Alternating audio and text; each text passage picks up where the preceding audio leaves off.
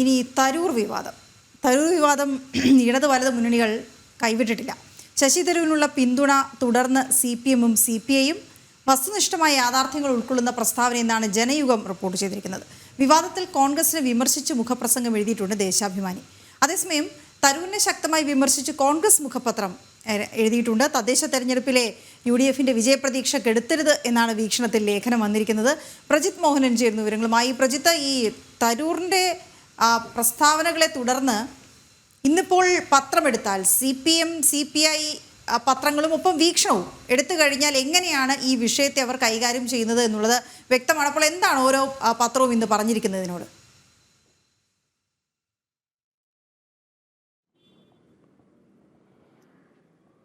എന്തായാലും ഈ വിവാദത്തെ വലിയ രീതിയിൽ ഉപയോഗപ്പെടുത്തുകയാണ് CPM-ഉം CPI-യും എന്നുള്ള കാര്യത്തിൽ തർക്കമില്ല. കാരണം സർക്കാരിൻ്റെ വ്യവസായ നയത്തെയൊക്കെ ശശി തരൂരിനെ പോലെയുള്ള കോൺഗ്രസിൻ്റെ തന്നെ ഒരു മുതിർന്ന നേതാവ്, ഒരു പ്രവർത്തക സമിതി അംഗം തന്നെ വലിയ രീതിയിൽ പുകഴ്ത്തിയ ഒരു സാഹചര്യമുണ്ട്. അതിനെ പരമാവധി ഉപയോഗപ്പെടുത്തുകയാണ് സർക്കാരും CPI-യും CPM-ഉം എല്ലാം ചെയ്യുന്നത്. CPI മുഖപത്രമായ ജനയുഗത്തിലെ തരൂരിന് അനുകൂലമായ പരാമർശങ്ങൾ എന്ന് പറയുന്നത് വസ്തുനിഷ്ഠമായ യാഥാർത്ഥ്യങ്ങൾ ഉൾക്കൊണ്ടുകൊണ്ടാണ് തരൂർ ഇത്തരത്തിലുള്ള ലേഖനം തയ്യാറാക്കിയിരിക്കുന്നത്.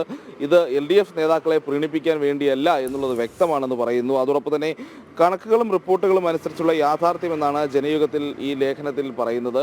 അതോടൊപ്പം തന്നെയാണ് ദേശാഭിമാനിയുടെ മുഖപ്രസംഗത്തിൽ തന്നെ തരൂർ പറഞ്ഞ സാഹചര്യങ്ങളെ വെച്ചുകൊണ്ട് കോൺഗ്രസ് നേതാക്കളെ രൂക്ഷമായി വിമർശിക്കാൻ ദേശാഭിമാനി തയ്യാറായിരിക്കുന്നു എന്നുള്ളതാണ്. നാട്ടിലൊന്നും സംഭവിക്കുന്നില്ലെന്ന് പറയാൻ അസാമാന്യമായ തൊലിക്കട്ടി വേണം. അതോടൊപ്പം തന്നെ കേരള വിരുദ്ധമായിട്ടുള്ളൊരു മനസ്സും വേണം. എന്നാലും ഇത് പറയുന്ന പോലെ പ്രതിപക്ഷ നേതാവ് ഒരുപറ്റം കോൺഗ്രസ്സുകാരും ചില മാധ്യമങ്ങളും ഇത്തരത്തിലുള്ള മനോഭാവം വെച്ച് പുലർത്തുന്നവരാണ് എന്നുള്ളതും ദേശാഭിമാനിയിൽ വലിയ കാര്യമായി തന്നെ മുഖപ്രസംഗത്തിൽ പറയുന്നുണ്ട്. അതേസമയം ശശി തരൂരിനെതിരെ രൂക്ഷമായ വിമർശനമാണ് കോൺഗ്രസിൻ്റെ മുഖപത്രമായ വീക്ഷണത്തിലുള്ളത് എന്നുള്ളത് ശ്രദ്ധേയമായിട്ടുള്ള കാര്യമാണ്. കാരണം സംസ്ഥാന കോൺഗ്രസിലാകെ ശശി തരൂരിനെതിരെ ഒരു വലിയ വികാരം നിലനിൽക്കുന്നു എന്നുള്ളത് യാഥാർത്ഥ്യമാണ്. ആ വികാരത്തിൻ്റെ തെളിവ് കൂടിയാണ് ഇന്ന് ഈ പറയുന്ന രീതിയിൽ കോൺഗ്രസിൻ്റെ മുഖപത്രമായ വീക്ഷണത്തിൽ തന്നെ ഇത്തരത്തിലുള്ള ലേഖനം വന്നിരിക്കുന്നത്. തരൂരിനെതിരെ പറയുന്നത് വികസനത്തിൻ്റെ പേരിൽ തരൂർ സൃഷ്ടിക്കുന്ന അനാവശ്യമായ വിവാദമാണ്.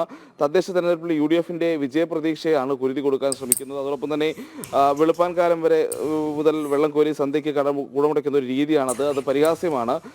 ലേഖനം ഒരു വികലമായ രാഷ്ട്രീയ രീതിയാണെന്നും രാമസ്തുതി ചൊല്ലേണ്ടിടത്ത് രാവണസ്തുതി അരുത് തുടങ്ങിയിട്ടുള്ള പരാമർശങ്ങൾ ഉൾപ്പെടുത്തിയിട്ടുണ്ട്. വ്യവസായ സൗഹൃദമല്ലെന്ന ചീത്തപ്പേര് 7 ഗംഗയിൽ മുങ്ങിയാലും മോക്ഷമില്ല. കേരളത്തെ വ്യവസായങ്ങളുടെ ശവപ്പുറം പാക്കിയത് CPM ആണ് തുടങ്ങിയിട്ടുള്ള രീതിയിലുള്ള രൂക്ഷമായ വിമർശനമാണ് വീക്ഷണത്തിൽ ഉണ്ടാകുന്നത്. അങ്ങനെ ശശി തരൂരിനെ ചൊല്ലി ഇന്നും രാഷ്ട്രീയ കേരളം വളരെ സജീവമായ ചർച്ചകളിലേക്ക് പോകുമെന്നുള്ള കാര്യത്തിൽ തർക്കമില്ല. പ്രത്യേകിച്ച് തരൂരിൻ്റെ മനസ്സ് എങ്ങോട്ടെങ്കിലും ഒരു ചാഞ്ചാട്ടമുണ്ടോ തുടങ്ങിയിട്ടുള്ള സംശയങ്ങളുമൊക്കെ പല കോണുകളിൽ നിന്ന് ഉയർന്നു തുടങ്ങിയിട്ടുണ്ട്. ശശി തരൂർ വിശാല താല്പര്യമൊക്കെ മുൻനിർത്തിയുള്ള പരാമർശങ്ങളാണ് നടത്തുന്നത് എന്നുള്ള കാര്യങ്ങളൊക്കെ ഒരു ഭാഗം നേതാക്കളൊക്കെ പറഞ്ഞു തുടങ്ങിയിരിക്കുന്നു. അപ്പം തന്നെ ശശി തരൂരിനെതിരെ നടപടി വേണമെന്ന ആവശ്യവും കോൺഗ്രസിൽ വലിയ സജീവമായി നിലനിൽക്കുന്ന ഒരു സാഹചര്യം കൂടിയാണ്. അപ്പോഴാണ് ഇത്തരത്തിൽ ഈ മുഖപ്രസംഗ യുദ്ധവുമായി കോൺഗ്രസും CPM-ഉം എല്ലാം രംഗത്ത് വരുന്നത് എന്നുള്ളതാണ്. വീണ. ശരി പ്രജിത്ത്. തരൂര് രണ്ടും കൽപ്പിച്ചത് തന്നെയാണ്. ഇന്നലെയും കൂടെ പറയുന്നുണ്ടായിരുന്നു താൻ ഏത് ഇംഗ്ലീഷ് വായിക്കാൻ അറിഞ്ഞൂടാത്തത് കൊണ്ടാണ് ഇവർ ഇത്തരത്തിൽ പരാമർശങ്ങളൊക്കെ തന്നെ നടത്തുന്നതെന്ന്.